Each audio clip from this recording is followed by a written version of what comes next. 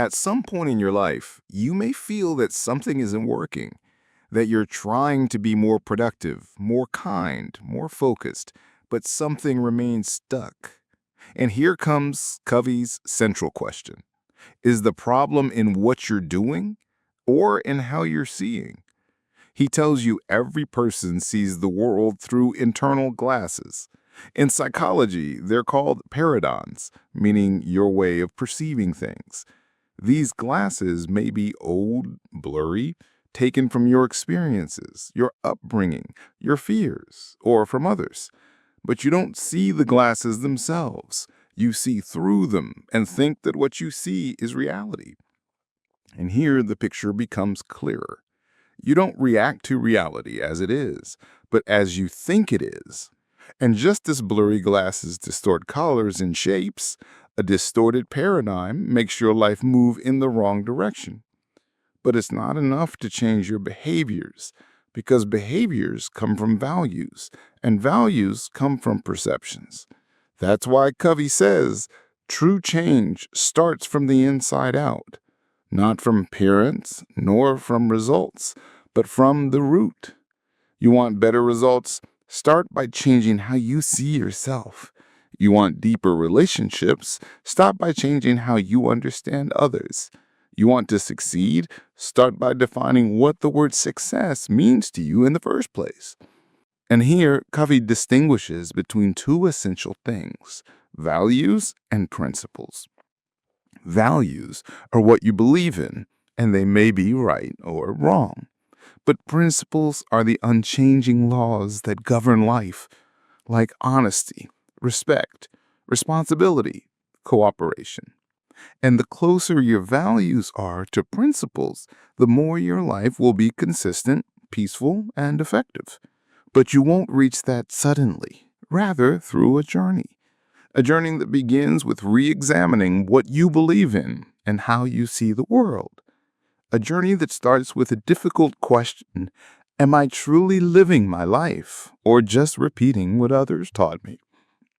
Covey asks you to be brutally honest with yourself, not to look for quick fixes, but for deep understanding, not to build your success on an image, but on essence, not to start by changing others, but by opening a true dialogue with yourself. And this is the doorway to every effective habit later on, because if you try to build great habits on a weak paradigm, they will collapse. But if you start from the root, from within, from meaning, everything will gradually change. Covey doesn't give you tricks. He prepares you. He tells you, be ready to dismantle yourself, reorder yourself, and then rebuild, slowly, consciously, and with humility before the truth. At a certain moment, you realize that the biggest lie we convince ourselves of is, this is out of my control. Yes, there are circumstances, there are people, there are traumas, pressures, limitations. But Stephen Covey tells you, between what happens to you and your response, there is a space. And in that space lies your freedom. The effective person begins here, from that small distance between action and response. You are not just a creature that reacts automatically. You possess an amazing ability called conscious choice. To be proactive doesn't mean you have all the circumstances. It means you choose how to deal with them. It means you don't say, I am like this because of them, but rather, I choose to be like this. The proactive person doesn't wait for opportunities, they create them. They don't blame people, they change themselves. They don't drown in the role of the victim, but wear the armor of responsibility. And the difference between them and the reactive person is simple yet fundamental. The reactive person makes their emotions and decisions hostage to what happens around them. If the weather is nice, they're happy. If they receive praise, they feel confident. But the proactive person builds their internal state from within. They derive their value from their awareness, not from the fluctuations of the day. Imagine you're inside like a emotional weather. The reactive person waits for the sun to shine in order to start their day, whereas the proactive person carries the sun within. Covey places in your hands a powerful concept: the circle of concern and the circle of influence. The circle of concern includes everything that occupies your mind: news, politics, the economy, people. But most of it is out of your control. While the circle of influence includes what you can actually change: your habits, thoughts, responses, words, skills. And the proactive person focuses on what they can change. And when they do that consistently, their circle grows. Whereas the reactive person focuses only on what they can't change, so their circle shrinks and they feel increasingly helpless. Proactivity doesn't mean faking strength. It means reclaiming your innate power. To say to yourself, maybe I can't control the circumstances, but I can control myself. Maybe I can't control what they say, but I can control how I hear it. Maybe I can't control all events, but I can control my story about them. Proactivity is the moment you shift from reaction to conscious creation. To start your day with the question, what can I do today to make a difference? Even if it's small, even if it's silent, it's still a decision from you, not a reaction to something external. And the truth is, this habit, despite its simplicity, is what determines whether you truly own your future or are handing it over to circumstances. To be proactive is to stop saying, "This is just how I am," and start saying, "Is this really who I want to be?" Beautiful. After we've taken the first step toward regaining control over our lives, now comes the second habit to direct that control towards something greater: intention, purpose, clear vision. Because proactivity alone is not enough if you don't know where you're heading. And now we go with Stephen Covey into the depths of a question you may not have thought about enough. Where do I want to end up? Imagine waking up one day to find yourself on a road with no idea where it leads. You walk, you work, you put in your effort, but you don't know why. You feel movement, but there's no direction. And here, Covey says, this is not an effective life. This is just activity. And activity without awareness can lead you far from everything that truly matters to you.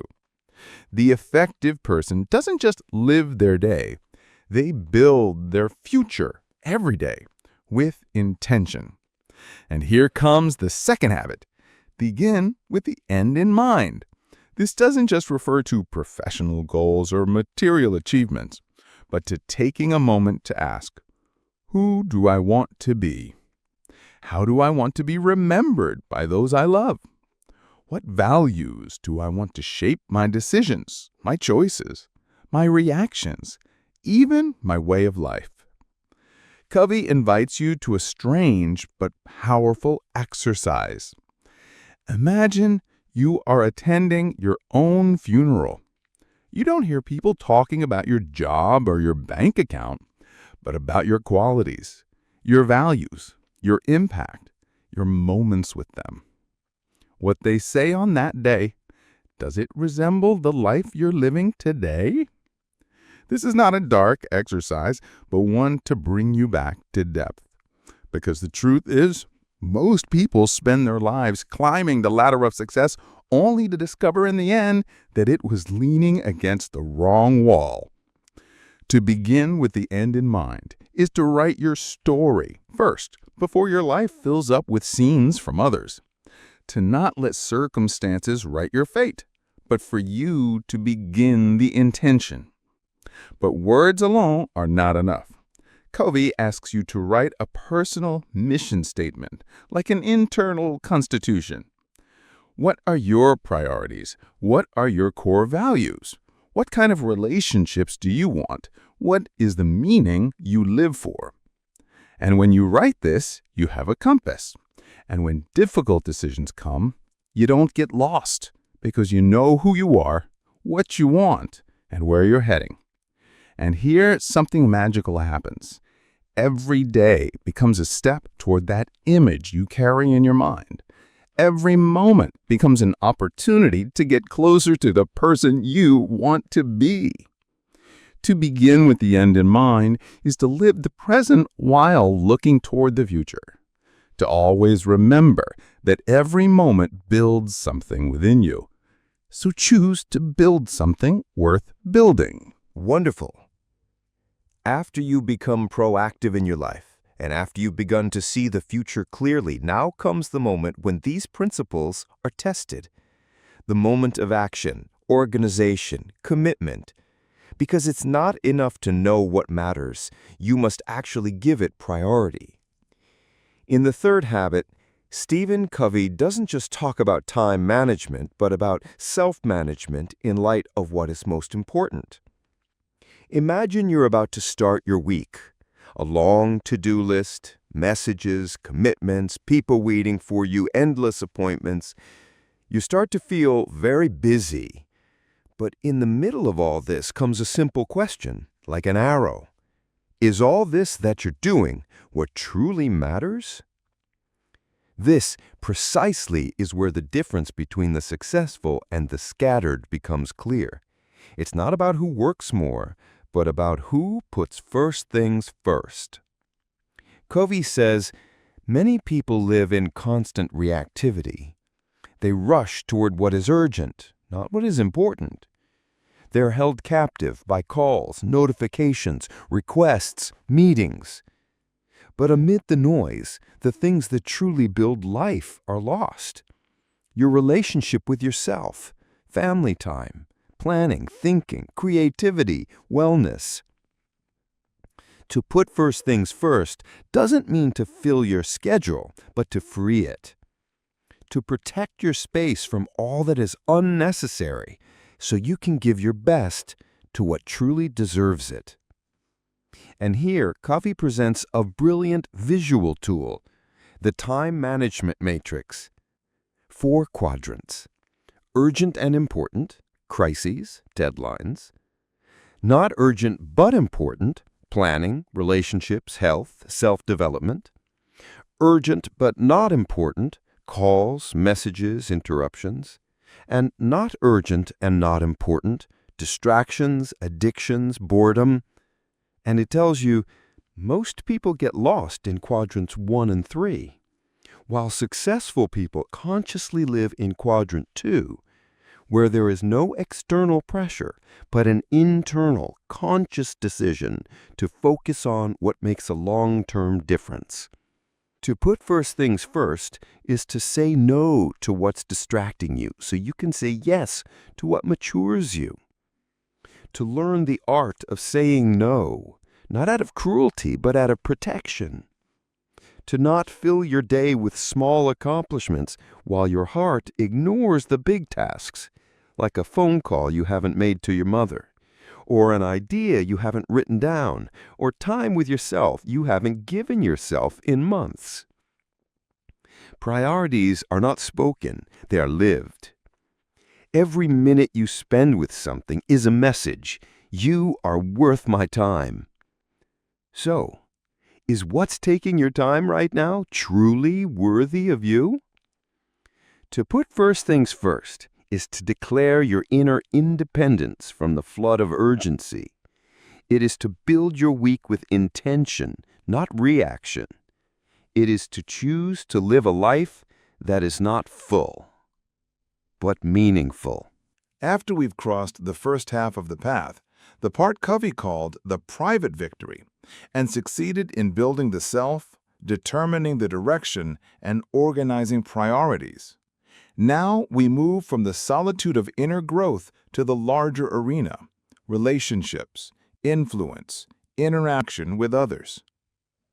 Covey calls this part the public victory, because he believes that true success is not achieved alone, but in your ability to cooperate, build trust, and find solutions that benefit everyone. Here begins your journey from I to we, from self-mastery to influencing others. To succeed alone is easy. To achieve silently without needing others may seem elegant. But the truth? A deep, impactful, meaningful life is built within relationships. People are not obstacles in your path, nor are they competitors you must defeat. Rather, they are mirrors that reflect who you are and show you what you haven't yet seen in yourself. Covey says, before you move to the public victory, you must have matured internally, because one who hasn't overcome their fear, hesitation, or chaos of priorities will project all of that onto others. But if you've built the inside well, you are now ready to build bridges outside. Public victory does not mean outshining others, but excelling with them. To enter relationships in which everyone wins. To communicate with honesty, not manipulation. To listen in order to understand, not just to reply. To seek mutual benefit, not just to impose your opinion. Here, the next 3 habits begin. Think win-win.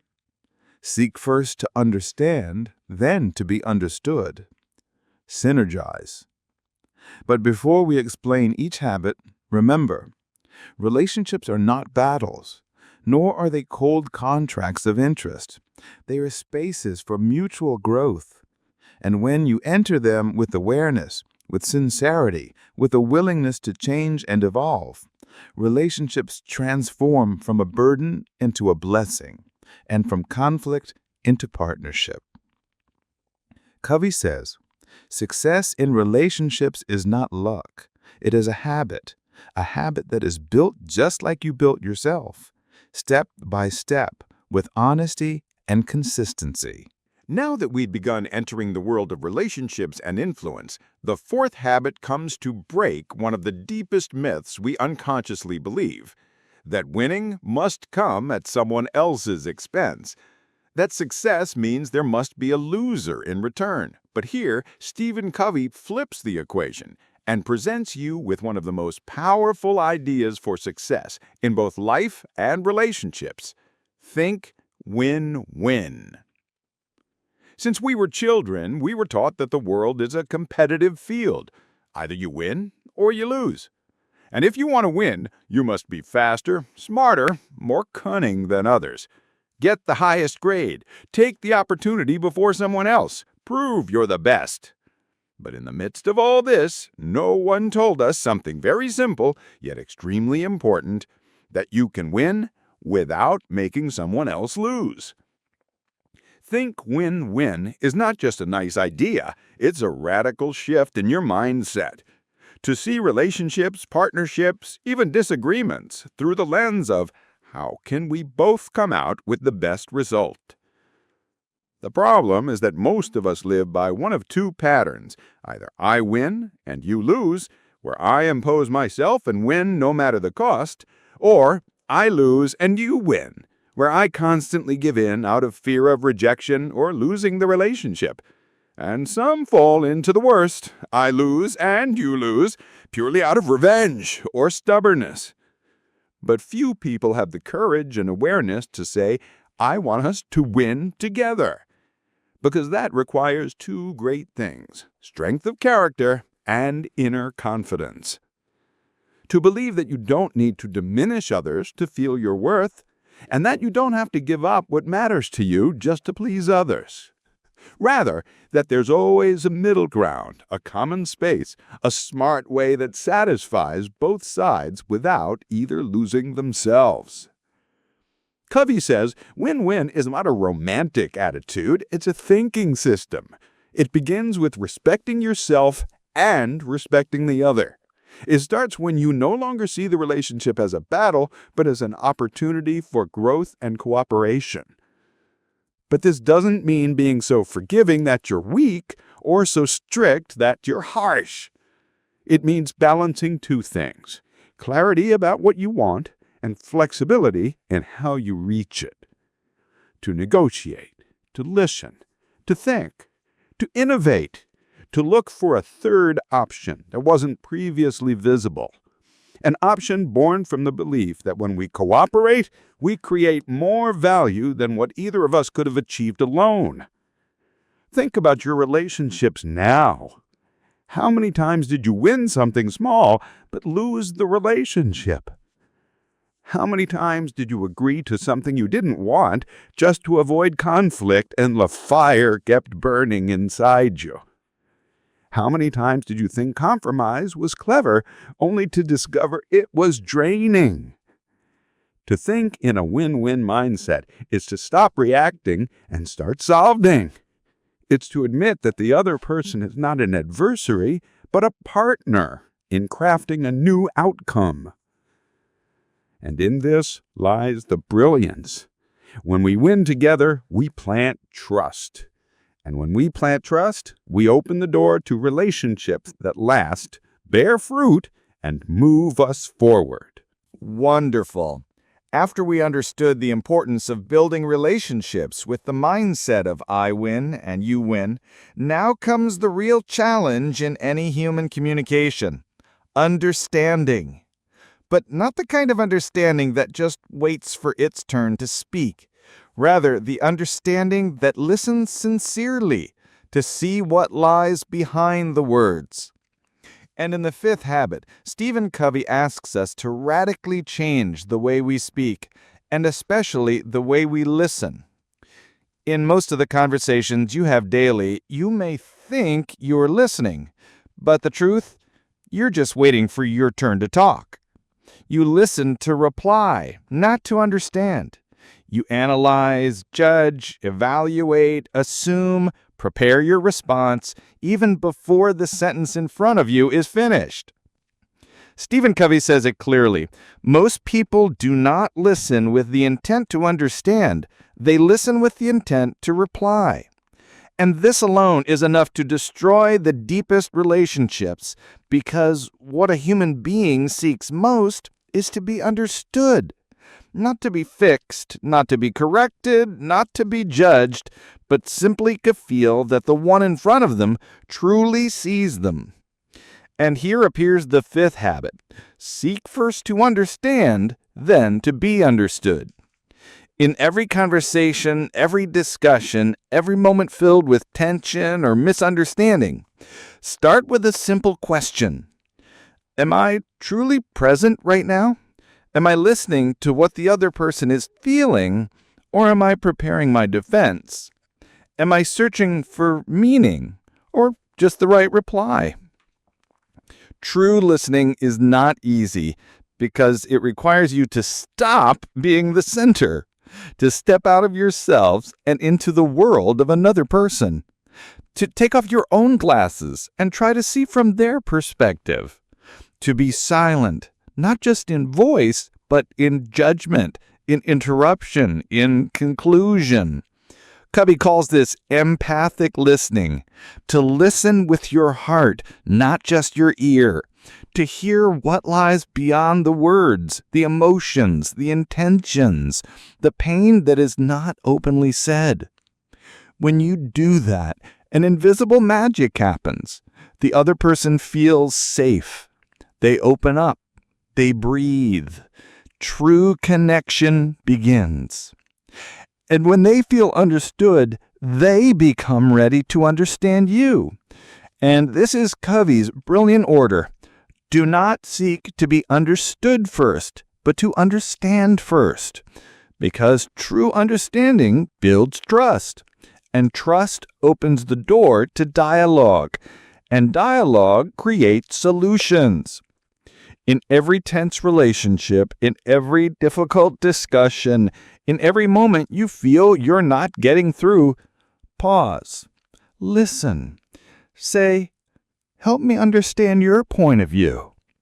Then stay silent, and let your silence be a testimony of your respect. The goal is not always to agree, but to prove that you respect the difference, and that you see the other as a human being, not as an opponent. And when you first understand the other and show them this understanding, their mind and heart are open to hearing you, then it becomes your turn to express, to explain, to be understood, not with a loud voice, but with honesty, clarity, and the trust you built. And now we arrive at one of the most profound habits in Stephen Covey's philosophy. A habit that is not built through words nor achieved by mere intention, but requires maturity, trust, and humility before the diversity of life. It is the habit that transforms relationships from mere understanding to shared creation. Habit 6. Synergize. Think of a moment in your life when you met someone completely different from you. Their opinion contradicts yours, their background is far from yours, their style confuses you. And at first, you might have felt rejection or the urge to prove you were right. But suddenly, something unexpected happened. In that difference, a new idea was born. A value emerged that wasn't present in you alone, nor in them alone, but in the space between you both. This, precisely, is where the concept of synergy lives. Synergy means that the whole is greater than the sum of its parts. That together we create something neither of us could have created alone. That we don't settle for coexistence, but go further into joint creativity. But this doesn't happen automatically. It requires first that you see difference as strength, not threat. That you accept the other does not have to be a copy of you, but that through their difference they add what you're missing. Covey says synergy is not born in an environment of fear, defense, or prejudice, but in an environment of true respect. When I enter the conversation, not just to prove my point, but to explore what we can create together. And a simple example reveals this. If two people are looking at a problem from different angles, instead of arguing over who is right, why not place both viewpoints together to form a broader picture? Synergy happens when dialogue shifts from competition to collaboration, from clash to exploration, from a single mind to a collective one that creates more, sees farther, and solves tougher problems in unconventional ways. But let's not romanticize the idea. Synergy is not always easy, because it requires you to let go a little of your intellectual pride, to clear some space from "I know" and make room for "let's find out together." To be flexible, not fragile, clear without being arrogant. In synergy, no one loses. Everyone gains something new, because the final result is neither your opinion nor theirs, but a third solution that wasn't possible until each of you genuinely respected the other. Covey sees synergy as the pinnacle of social habits. It is the fruit of all that you have learned from initiative, understanding, respect, and cooperation. Because when people reach this level of maturity, their relationships become arenas of creation, not arenas of argument. Wonderful! After this deep journey with the 6 habits, we now arrive at the part that keeps everything alive, flowing and balanced. The part that doesn't add a new habit, but revives all that came before. Covey calls it self-renewal. And it's not a separate stage, but a hidden force that nourishes all the habits and gives them longevity. So let's dive into this final part, as we've grown used to doing, not to close the story, but to open new doors within the self. Imagine you own a precious machine working with high efficiency. Every day you use it, you produce with it, you depend on it, but you don't clean it, don't sharpen it, don't care for it. Day by day, it starts to weaken, lose precision, and might suddenly collapse. Not because it's defective, but because you neglected its care. And so it is with the human being. In the midst of striving, achievement, relationships, decisions, pressures, many people forget themselves. They forget that their bodies, minds, and souls need renewal. Stephen Covey reminds you here of something extremely important. You are the tool.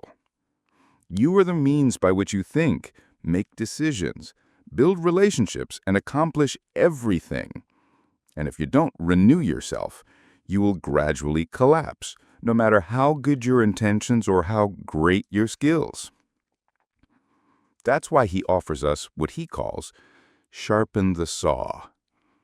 A brilliant metaphor of a man cutting wood with a dull saw, exhausting himself, sweating, slowing down more and more. And when someone says to him, "Why don't you stop and sharpen the saw?" he replies, "I don't have time, I'm busy cutting." But the truth is, stopping to sharpen it is what would have saved him all that effort. Here, Covey invites us to renew ourselves on 4 levels. The body, through nutrition, sleep, movement, and physical care. The mind, through reading, learning, thinking, and developing skills. The heart, the social, emotional side, through honest relationships, gratitude, and genuine connection with people. And the spirit, through meditation, values, faith, meaning, and perhaps sincere moments of silence with oneself. Renewal is not a luxury. It's a necessity. It gives you the energy to take initiative, the clarity to define your goals, the discipline to prioritize, and the maturity to deal with others. All the habits we've talked about depend on this depth, being in a state of inner balance. Just as a tree doesn't bear fruit unless it's watered, you too won't bear fruit unless you nourish your soul. Covey says the 7th habit doesn't add a new achievement, it maintains your ability to achieve.